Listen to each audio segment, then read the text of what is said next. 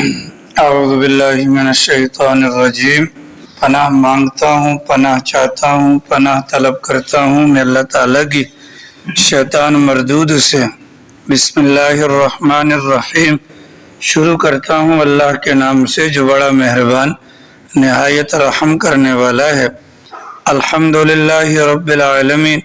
تمام تعریفیں اللہ کے لیے ہیں جو سارے جہانوں کا پالنے والا ہے۔ الرحمن الرحیم، بڑا مہربان نہایت رحم کرنے والا ہے۔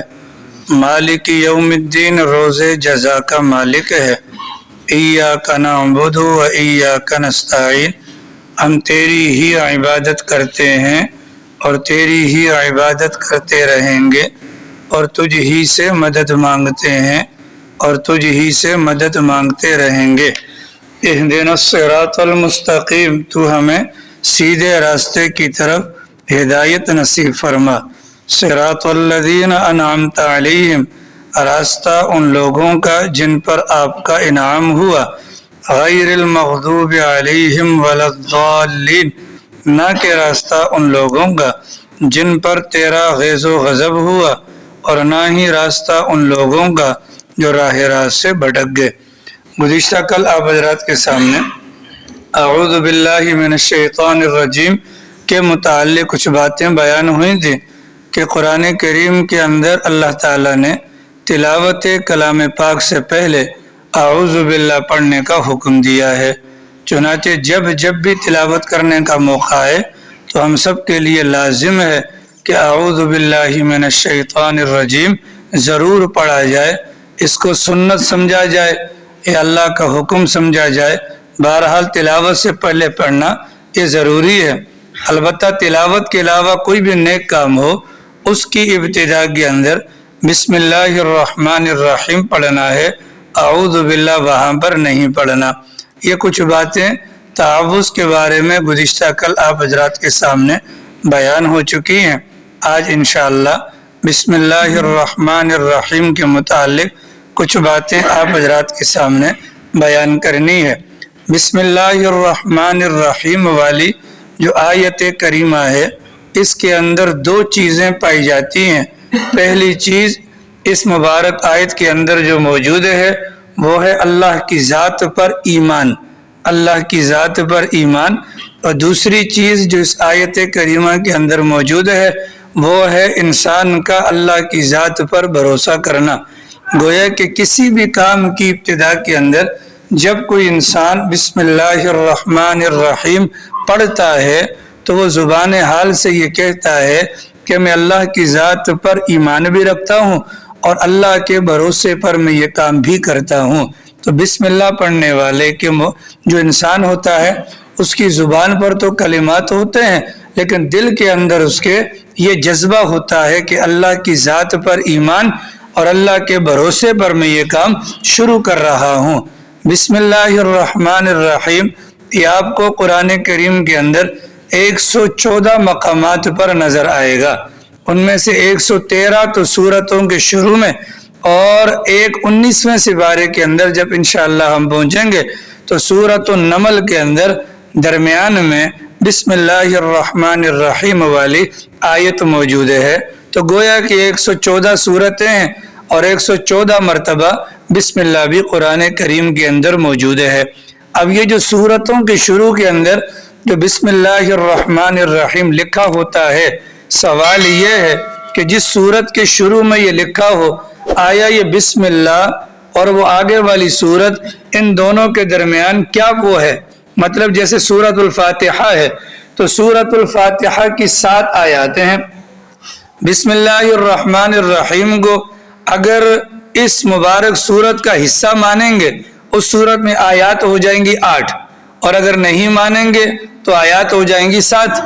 ٹھیک ہے، اب قرآن کریم کے اندر 114 سورتیں ہیں، تو سوال یہ ہے کیا ان تمام سورتوں کے شروع میں لکھی جانے والی بسم اللہ الرحمن الرحیم ان تمام سورتوں کا حصہ ہے یا نہیں ہے؟ تو 4 بڑے امام جو ہیں ان میں سے امام ابو حنیفہ رحمہ اللہ کہتے ہیں کہ بسم اللہ الرحمن الرحیم یہ قرآن کریم کی ایک آیت ضرور ہے، لیکن کسی سورت کا حصہ نہیں ہے. اور امام شافعی رحمۃ اللہ علیہ فرماتے ہیں کہ یہ قرآن کریم کی آیت بھی ہے اور ہر سورت کا یہ حصہ بھی ہے، ہر سورت کا حصہ بھی ہے. اب سورۃ الفاتحہ کی 7 آیات بنتی ہیں امام ابو حنیفہ کے نزدیک بھی، اور 7 آیات بنتی ہیں امام شافعی رحمہ اللہ کے نزدیک بھی. فرق صرف اتنا ہے کہ جب ہم 7 آیات گنیں گے تو الحمدللہ رب العالمین الرحمن الرحیم مالک یوم الدین ایاک نعبد و ایاک نستعین اہدنا الصراط المستقیم صراط الذین انعمت علیہم غیر المغضوب علیہم ولا الضالین، ہماری 7 آیات اس انداز سے بنتی ہیں. اور جو امام شافعی رحمہ اللہ ہیں ان کے یہاں چونکہ بسم اللہ الرحمن الرحیم یہ سورت کا حصہ ہے، تو ان کے یہاں سورہ فاتحہ کی 7 آیات ایسے بنیں گی: بسم اللہ الرحمن الرحیم الحمدللہ رب العالمین الرحمن الرحیم مالک یوم الدین ایاک نعبد و ایاک نستعین اہدنا الصراط المستقیم صراط الذین انعمت علیہم غیر المغضوب علیہم ولا الضالین. آخری والی جو آیت ہے جس کو میں اور آپ 2 حصوں میں بانٹتے ہیں، ان کا یہ کہنا ہے کہ نہیں، 2 حصوں میں نہیں بلکہ ایک حصے کے اندر رکھ کر اس کو مکمل آیت شمار کیا جائے گا. تو بسم اللہ الرحمن الرحیم قرآن کریم کی آیت بھی ہے. بسم اللہ الرحمن الرحیم یہ سورت کا حصہ نہیں ہے بلکہ 2 سورتوں کے درمیان امتیاز کرنے کے لیے کہ پچھلی سورت ختم ہو گئی، نئی سورت شروع ہونے کو ہے، درمیان میں بسم اللہ الرحمن الرحیم کو شامل کر دیا جاتا ہے. جب ہم نماز کے لیے کھڑے ہوتے ہیں تو امام صاحب ثنا پڑھیں گے اور مقتدی بھی ثنا پڑھیں گے. امام ثنا کے بعد اعوذ باللہ پڑھے گا. کیوں پڑھے گا؟ اس لیے کہ آگے اس نے سورہ فاتحہ پڑھنی ہے، اور سورہ فاتحہ قرآن کا حصہ ہے، اور قرآن کریم کی تلاوت سے پہلے اعوذ باللہ پڑھنا یہ اللہ کا حکم ہے.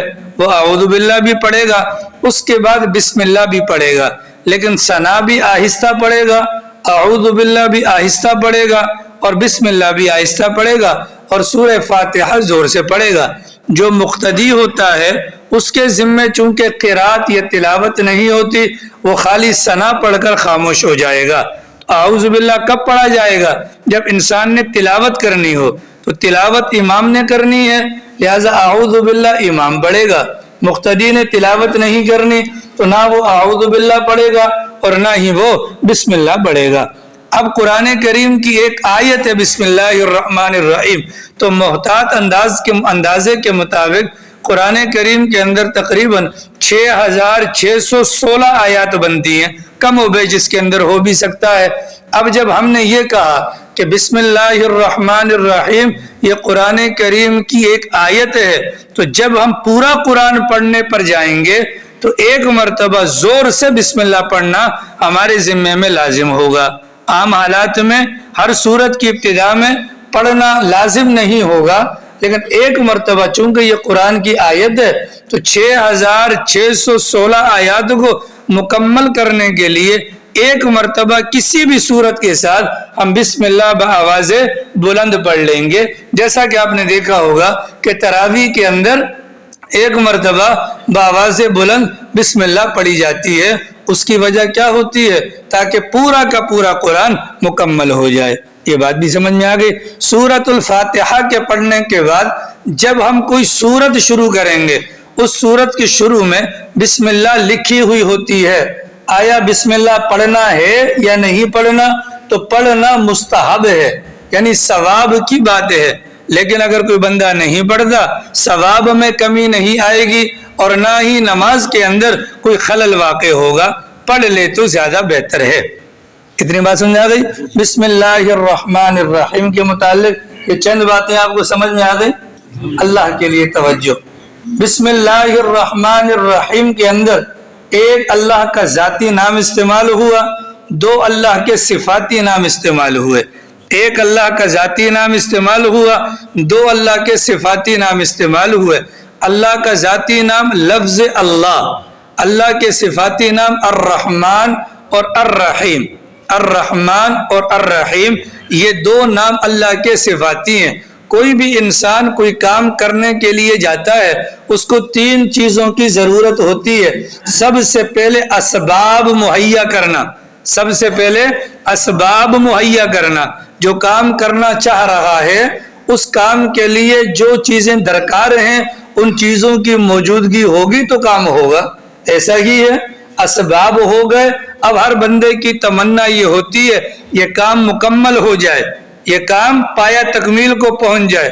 نمبر 3 ہر بندے کی تمنا ہوتی ہے جو کام میں نے کیا ہے اس کام کا نتیجہ بھی کھل کر آنکھوں کے سامنے آ جائے۔ کوئی بھی بندہ کوئی بھی کام کرے گا، موبائل بنانے والے نے موبائل بنایا ہوگا، اس کے لیے اسباب، اس کی تمام تر جتنی بھی ذرات وغیرہ ہیں ان کو جمع کیا ہوگا۔ پھر دوسری اس کے دل کے اندر تمنا ہوگی یہ کام پورا ہو جائے، کام پورا ہو گیا۔ تیسری تمنا کہ یہ کام اس کا نتیجہ میرے سامنے آ جائے، چنانچہ وہ سم ڈالے گا پھر کال ملائے گا تو تینوں کام شروع ہو جائیں گے۔ تو بسم اللہ الرحمن الرحیم کے اندر اللہ تعالیٰ کے 3 نام ہیں۔ ایک اللہ تعالیٰ کا ذاتی نام لفظ اللہ، یہ دلالت کرتا ہے اسباب مہیا کرنے پر، چونکہ کوئی بھی چیز ہو ان تمام چیزوں کا پیدا کرنے والا اللہ کی ذات ہے۔ اسباب پیدا کرنے کی صفت یہ صرف اللہ میاں کے ہاتھ میں ہے۔ اسباب اللہ پیدا کرتے ہیں، اشارہ لفظ اللہ، اللہ کے ذاتی نام کے ساتھ اس بات کی طرف اشارہ ہے اسباب اس نے بھجوانے ہیں، کام کو پورا کرنا ہے، انجام تک پہنچانا ہے۔ اللہ کی صفت رحمان کا کام ہوتا ہے، چونکہ دنیاوی اعتبار سے اللہ کی صفت رحمان تمام چیزوں کے اوپر حاوی ہوتی ہے، سب کو پھیلاؤ کیا ہوتا ہے، اس میں دین کا کام ہو یا دنیا کا کام ہو، اللہ کی صفت رحمان اس اعتبار سے کام آتی ہے۔ اور آگے الرحیم اس چیز کا جو نتیجہ ہے، اس چیز کا جو نتیجہ ہم دیکھنا چاہتے ہیں تو وہ صفت الرحیم اس بات کی طرف اشارہ کرتی ہے کہ اللہ رب العالمین کی مکمل رحمت بھی اس بندے کی طرف ہوگی تو وہ چیز پائیدار ہوگی، بطور صدقہ جاریہ کے قابل قبول ہو جائے گی۔ ٹھیک ہے جناب والا، زور کسی جگہ پہ لگ رہا ہے؟ اب آپ لوگ حاضر ہیں نا، اللہ کے لیے حاضر ہوئیے گا۔ آگے کام کی باتیں انشاءاللہ، یہ تو ساری فضول باتیں تھی، آگے کام کی بات انشاءاللہ آ جائے گی۔ ٹھیک ہے جناب، یہ ساری فضول باتیں آگے کام کی بات آ جائے گی۔ تھوڑا ہلا کرے، میں نے آپ کو کہا نا، کیونکہ ایک آدھ بندے کے چہرے سے جو مرجھائی شکل لگتی ہے نا تو پھر وہ عجیب بات ہے، وہ جو مضمون دماغ میں آ بھی رہا ہوتا ہے وہ نکل جاتا ہے۔ ٹھیک ہے، میں معاف کرو، ٹھیک ہے نا، ماشاءاللہ آپ بھی، ماشاءاللہ آپ بھی۔ ٹھیک ہے جناب والا، اتنی بات تو واضح ہو گئی۔ بسم اللہ الرحمن الرحیم قرآن کریم کی آیت ہے۔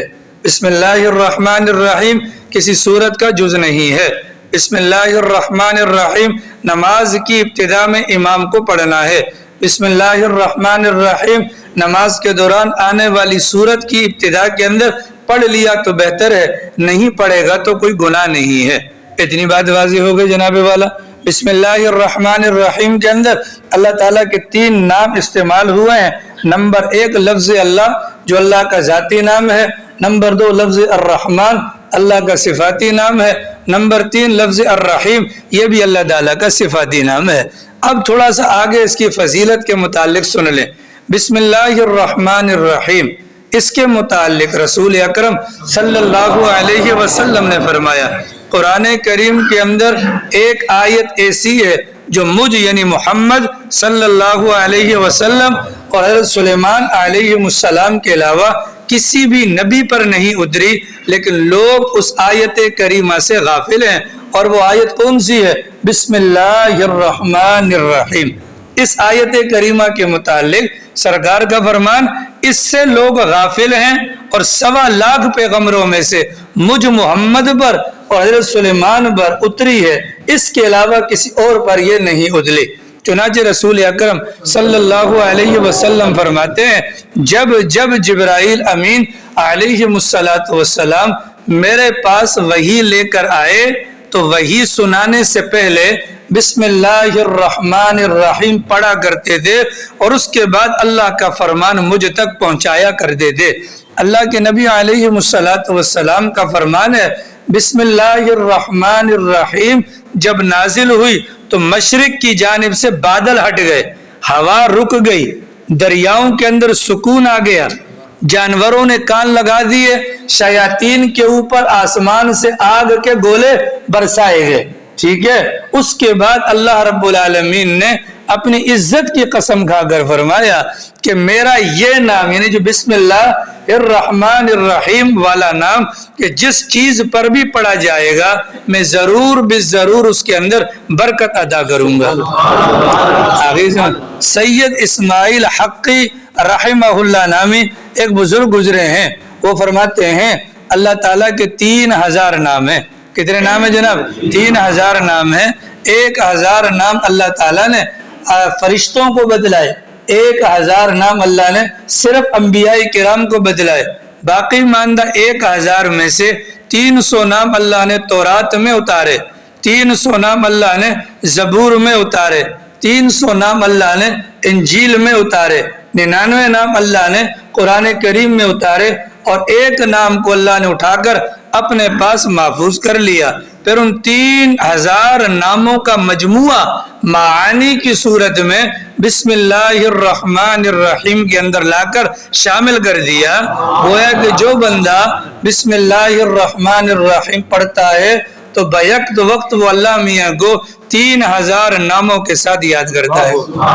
عبداللہ ابن مسعود رضی اللہ عنہ فرماتے ہیں جہنم کے اوپر مقررہ فرشتے 19 ہیں۔ کتنے ہیں؟ 19 ہیں۔ اور بسم اللہ الرحمن الرحیم کے اندر بھی جو کلمات ہیں، حروف ہیں، وہ 19 ہیں۔ جو بندہ ہر موقع پر بسم اللہ الرحمن الرحیم کا ورد کرتا رہے گا، ایک ایک حرف جہنم کے فرشتوں کے مقابلے میں ڈھال بنتا رہے گا۔ تو 19 فرشتوں سے جان بچانے کے لیے آسان سی صورت کیا ہے؟ ہر کام کی ابتدا کے اندر بسم اللہ الرحمن الرحیم کو اپنا معمول بنایا جائے۔ رسول اکرم صلی اللہ علیہ وسلم حدیث قدسی بیان فرماتے ہیں، فرمایا کہ مجھ سے جبرائیل امین علیہ السلام نے قسم کھا کر کہا، کہ جبرائیل کہتے ہیں کہ مجھ سے میکائیل علیہ السلام نے قسم کھا کر کہا، میکائیل کہتے ہیں مجھ سے اسرافیل علیہ السلام نے قسم کھا کر کہا، اور اسرافیل کہتے ہیں کہ مجھ سے رب العالمین نے قسم کھا کر کہا۔ اسرافیل تم گواہ رہنا، اسرافیل تم گواہ رہنا کہ جو کوئی بندہ بھی بسم اللہ الرحمن الرحیم کی میم کو سورہ فاتحہ کے ساتھ ملا کر پڑھے گا، میں اس کی زبان کو جہنم سے بچا لوں گا، عذاب قبر سے نجات دے دوں گا۔ تو وہ کیسے پڑھنا ہے؟ بسم اللہ الرحمن الرحیم الحمدللہ رب العالمین۔ اللہ کے نے قسم کھا کر فرمایا ہے عذاب قبر سے بھی بچائیں گے، اللہ عذاب جہنم سے بھی بچائیں گے، اللہ اس زبان کی بھی حفاظت فرمائیں گے۔ عبداللہ ابن عباس رضی اللہ عنہ فرماتے ہیں کہ استاد نے بچے سے کہا پڑھ بسم اللہ الرحمن الرحیم۔ اس ایک جملے کے پڑھنے پر اس استاد کو بھی جہنم سے آزاد لکھ دیا جاتا ہے، پڑھنے والے بچے کو بھی جہنم سے آزاد لکھ دیا جاتا ہے، اور اس کے والدین کو بھی جہنم سے آزاد لکھ دیا جاتا ہے۔ اس بنیاد پر رسول اکرم صلی اللہ علیہ وسلم نے بسم اللہ کی فضیلت میں اتنا زیادہ شد اور مد کے ساتھ فرمایا کہ قیامت کا دن ہوگا، میری امت یعنی امت محمدیہ کے اعمال کو جب وہ لوگ دیکھیں گے تو حیران ہو جائیں گے کہ امت محمدیہ کے لوگوں کے اعمال میں اتنا وزن کیسے آ گیا۔ تو وہ اپنے انبیاء کرام سے شکایت کریں گے، ان کے انبیاء کہیں گے امت محمدیہ کے لوگوں کے کام کے شروع میں ایک کلمہ پڑھا جاتا تھا، اس کلمے کے اندر اللہ کے وہ عزت والے نام ہیں، وہ جس چیز کے اندر بھی شامل ہو جائیں ان کے وزن کو بڑھا دیتے ہیں۔ وہ کلمہ کیا ہے؟ بسم اللہ الرحمن الرحیم والا کلمہ۔ سرکار نے فرمایا گھر سے نکلو تو کہو بسم اللہ توکلت علی اللہ۔ بسم اللہ آگے کہ نہیں آیا؟ سرکار دو عالم صلی اللہ علیہ وسلم نے فرمایا گھر میں داخل ہو تو کہو اللہم انی اسألک خیر المولج و خیر المخرج بسم اللہ۔ پھر بھی آگے کہ نہیں آیا؟ پھر بھی آیا کہ نہیں آیا؟ دیکھیے حضرت نوح علیہ السلام پر، ان کی قوم پر اللہ نے پانی کا طوفان بھجوایا، ماننے والوں کو کشتی میں سوار کروا دیا۔ حضرت نوح علیہ السلام جب کشتی کے اندر سوار ہوتے ہیں، اس خوفناک اور ہیبت ناک معاملے کو دیکھ کر ان کی زبان پر بھی آیا بسم اللہ مجریہا و مرساہا۔ چنانچہ ہمارے بڑے فرماتے ہیں کہ وہاں پر دیکھیں صرف بسم اللہ کا پہلا جملہ کہا گیا تھا، اس پر اللہ نے اس خطرناک طوفان سے کشتی والوں کی حفاظت کی تھی۔ اگر امت محمدیہ اس پورے کلمے کو کہے گی تو پھر کیا وجہ ہے کہ وہ عذاب جہنم سے بچ نہیں پائے گی؟ ٹھیک ہے جناب والا، سرکار دو عالم صلی اللہ علیہ وسلم کا فرمان ہے کہ میری امت کشتی کے ڈوبنے سے محفوظ رہے گی جب تک وہ بسم اللہ الرحمن الرحیم پڑھتی رہے گی۔ ٹھیک ہے جناب، ایسا ہے کہ نہیں؟ مسجد میں آتے ہیں بسم اللہ والصلاۃ والسلام علی رسول اللہ، جاتے ہیں بسم اللہ والصلاۃ والسلام علی رسول اللہ، کھانے سے پہلے بسم اللہ، کھانے سے پہلے بسم اللہ پڑھنا ہے، دروازہ بند کرنا ہے بسم اللہ پڑھنی ہے، لائٹ بجھانی ہے بسم اللہ پڑھنی ہے۔ تو بسم اللہ کی فضیلت بہت زیادہ ہے، بسم اللہ کی فضیلت۔ لیکن معاملات یہ ہیں جناب والا کہ مجھے اور آپ کو اس بات کی قدر نہیں ہے، اور یہ یاد رکھیے گا، ایک وہ کافر ہے جو وہ ادھر کہیں رہتا ہے، اور ایک میں اور آپ ہیں، ان کو قدر نہیں ہے تو نہیں ہے، لیکن ہمیں قدر کرنے کی ضرورت ہے۔ ایک واقعہ آپ کی نیند بھگانے کے لیے، ایک واقعہ آپ کی نیند بھگانے کے لیے، حضرت تھانوی رحمۃ اللہ علیہ فرماتے ہیں بندہ ہل چلا رہا تھا، ٹھیک ہے صحیح، بندہ ہل چلا رہا تھا تو چلاتے چلاتے ہیرا مل گیا، ہیرا مل گیا، چمک مار رہا تھا۔ اس ہل چلانے والے نے دیکھا کہ یار کچھ چمکدار چیز ہے، اس کو کیا کیا جائے، اپنے بیل کے گلے میں لٹکا دیا، بیل کے گلے میں لٹکا دیا کہ جو گھنگرو کی جگہ پر یہ چمک مارے گا۔ ٹھیک ہے، پورا دن وہ کروڑوں کا وہ ہیرا اور اس کو بیل کے گلے میں لٹکایا ہوا ہے۔ اللہ کی شان، شام کو ہل مار کر جب وہ فارغ ہوا، اس کو کشتی پر جانا تھا، پار چڑھنا تھا، تو کشتی والے کے پاس گیا تو ہل بھی اٹھا کے رکھا اور جانور بھی اپنا چڑھا دیا، تو پیسے مانگے، اس نے کہا پیسے چھوڑ دو، یہ جو ہے نا، یہ جو چمک والی چیز ہے تمہارے اس کے گلے کے اندر، یہ مجھے نکال کر دے دو۔ اس نے کہا تو کیا کرے گا؟ اس نے کہا یہ جو ڈنڈا ہے نا جس کو میں مارتا ہوں، اس کے اوپر لگاؤں گا، چمک ہو جائے گی۔ اس نے کہا ٹھیک ہے جی، اس کو فری کا ملا تھا، اس نے اٹھا کر اس کو دے دیا، اس نے اس کی اوپر والی سائڈ پر لگا دیا۔ اللہ کی شان، اس علاقے کا بہت بڑا سنار جو اپنا ہیرے جواہرات کا کاروبار کرنے والا اور اس کو سمجھنے والا تھا، وہ کشتی میں سوار ہو گیا۔ اس نے دیکھا، اس نے کتنا بے وقوف آدمی ہے کہ کروڑوں کی مالیت کا موتی ضائع ہو رہا ہے۔ اس نے ضرور مذاق اس سے کہا کہ یہ بیچو گے؟ اس نے کہا بالکل۔ کتنے میں؟ کہا کہ آپ بولو گا نہیں، آپ بولو گا نہیں، آپ بولو۔ تو مثال کے طور پر اس کی قیمت تھی 100 روپیہ، اس بندے نے قیمت لگائی اس کی 20 روپے، اور 20 روپے دے کر خوشی خوشی لے لیا۔ اس نے کہا مجھے فری کا ملا ہے، 20 روپے میں لے لو۔ یہ بندہ گیا، اس کو 7 پردوں کے اندر رکھا، پورے خاندان کی دعوت کی۔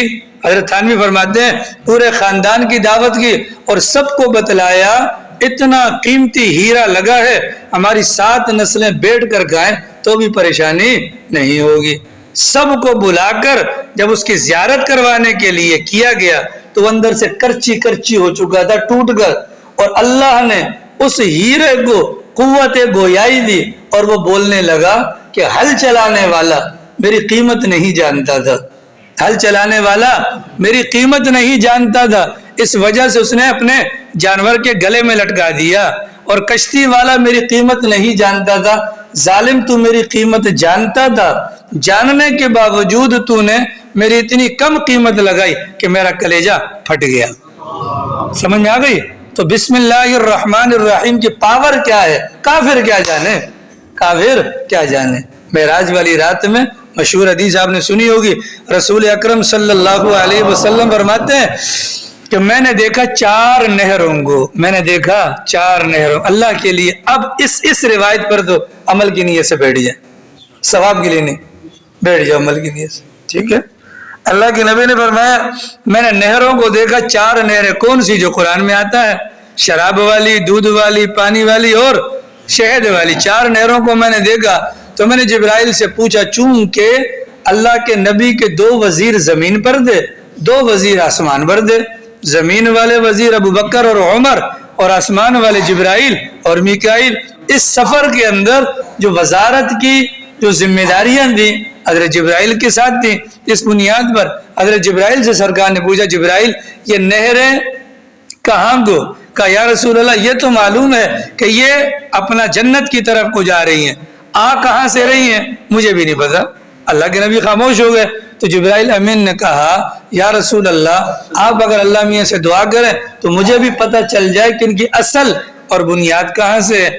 اللہ کے نبی فرماتے ہیں کہ میں نے دعا کی، فرشتہ آ گیا، فرشتے نے کہا پیغمبر آنکھیں بند کیجئے۔ سرکار فرماتے ہیں میں نے آنکھیں بند کی، دوبارہ آنکھیں کھولی، ایک بہت بڑا قبہ، سرکار فرماتے قبہ سمجھتے نا؟ قبہ نہیں سمجھتے؟ یہ جو بڑا سا ہوتا ہے گنبد نما، وہ جو گول سا ہوتا ہے قبہ۔ سرکار نے فرمایا اتنا بڑا قبہ تھا، اگر سارے انسانوں کو، سارے جانوروں کو اٹھا کر اس کے اوپر رکھ دیا جائے تو جسے بہت بڑی جگہ کے اندر کوئی معمولی سی چیز کو رکھ دیا گیا ہو۔ فرمایا کہ اس کا دروازہ تھا سونے کا، اور میں نے دیکھا کہ اس کے اندر سے یہ 4 نہریں آ رہی تھیں۔ میں واپس ہونے لگا، اس فرشتے نے کہا سرکار آپ دیکھیں گے نہیں، اندر نہیں جائیں گے؟ تو میں نے کہا کہ اس پہ تو تالا لگا ہوا ہے۔ انہوں نے کہا اس کی کنجی میرے پاس ہے، چلیے۔ وہاں لے کر گیا اور وہاں جا کر مجھ سے کہا پڑھیے بسم اللہ الرحمن الرحیم۔ سرکار فرماتے ہیں میں نے بسم اللہ پڑھی تو فوراً تالا کھل گیا۔ اندر میں دیکھ کر حیران ہوا کہ بسم اللہ کی میم سے، بسم اللہ کی میم سے پانی کی نہر جاری ہے، لفظ اللہ کی ہا سے دودھ کی نہر جاری ہے، الرحمن کی میم سے شراب کی نہر جاری ہے، الرحیم کی میم سے پانی کی نہر کو اللہ نے باہر جاری کیا ہوا ہے۔ ٹھیک ہے، اس موقع پر اللہ رب العالمین کی طرف سے پیغمبر علیہ السلام کو کہا گیا اے پیغمبر آپ کی امت میں سے جو کوئی بندہ بھی اس مبارک آیت کا ورد کرے گا، یعنی ہر کام کی ابتدا میں کرے گا، میں ضرور بھی ضرور ان نہروں سے اس کو سیراب کروں گا۔ بسم اللہ الرحمن الرحیم۔ اگر ہم اس کے باوجود بھی جنت میں نہ جا سکیں تو ہم سے بڑا کوئی بدبخت نہیں ہوگا۔ آگئی سمجھ میں؟ اس کے باوجود بھی اگر ہم جنت میں نہ جا سکیں، حضرت خالد بن الولید رضی اللہ تعالیٰ عنہ جانتے ہیں کہ سپہ سالار تھے، اور اسلامی تاریخ بلکہ دنیا کی تاریخ میں 2 بندے ایسے گزرے ہیں کہ یہ دونوں ہاتھوں سے تلوار چلاتے تھے۔ ٹھیک ہے، چمچے نہیں چلانے ہوتے یہاں پر جیسے ارتغل والے بیٹھے ہوں گے نا یوں کر کے، وہ والے نہیں۔ 35 کلو کی تلوار تھی، کتنی؟ 35 کلو کی تلوار۔ اور یرموک کے لڑائی کے اندر حضرت والا کے ہاتھوں 9 تلواریں ٹوٹی تھی، 9 تلواریں ٹوٹی تھی۔ ٹھیک ہے، تو 2 بندے تھے تاریخ کے اندر جو دونوں ہاتھوں سے بیک وقت تلوار چلانے کی مہارت رکھتے تھے۔ ان میں سے ایک حضرت خالد بن الولید تھے اور ایک ابو جہل کے بیٹے اکرمہ بن ابی جہل، یہ بڑے بہادر لوگ تھے۔ تو جب ایک موقع پر حضرت خالد بن الولید سامنے گئے، آگے کافر تھے، کافروں نے دیکھ تو لیا، مقابلہ تو نہیں کر سکتے، تو آگے سامنے، اور حضرت خالد بن الولید کو پھنسانا چاہا اور کہا کہ خالد آپ کا دعویٰ ہے آپ کا مذہب سچا ہے، لڑنے سے فائدہ کوئی نہیں ہے، اگر آپ کا مذہب سچا ہے نا تو ہمیں کوئی دلیل بتلا دو بغیر لڑائی کے، ہم اپنی چابیاں تمہارے حوالے کر دیں گے۔ حضرت نے فرمایا لاؤ خطرناک زہر کی پڑیا۔ انہوں نے خطرناک زہر کی پڑیا لے کر آگے، حضرت نے پڑھا بسم اللہ الرحمن الرحیم اور اس کو پی گئے۔ کافر یہ دیکھ کر حیران ہو گئے کہ اتنا سخت زہر کہ جس کی بدبو ہی آدمی کو مارنے کے لیے کافی ہے، اور یہ آیت پڑھ کر پی گئے، ان کو کچھ نہیں ہوا۔ یہ علامت ہے کہ دین اسلام سچا ہے، وہ سارے کے سارے کافر بغیر لڑائی لڑے مسلمان ہو جاتے ہیں۔